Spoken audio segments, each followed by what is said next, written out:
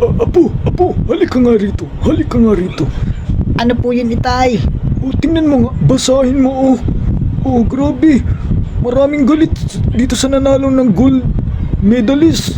Ang daming galit dito dahil, hindi na daw niya napansin ang kanyang magulang dahil sa ginasto daw yung pera niya. Nag-umpisa pa lang din siya, hindi din siya sinuportahan, kundi sumusuporta daw yung parents niya dun sa kabila. Kaya nalungkot siya at hindi niya na pinapansin ito at nagagalit siya sa ina.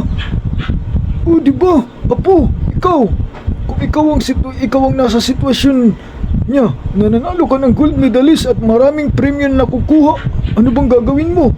Hindi mo rin ba papansinin ang iyong nanay? Ano masasabi mo?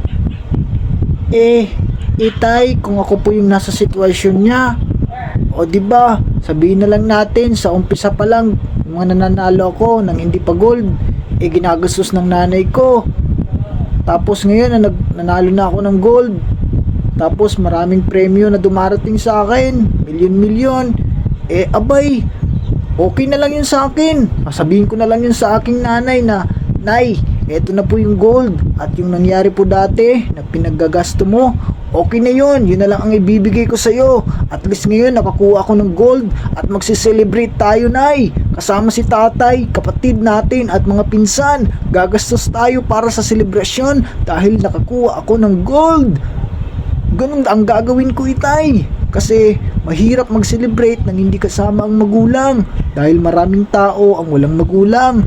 Kaya kung ako yun nandun, thankful ako dahil meron pa akong nanay. Kahit galit na galit si nanay, kahit galit na galit ako pa rin ang uunang gagawa ng way para magkasundo kami. Kasi mahirap naman yun na si nanay ang unang magsusorry sa akin.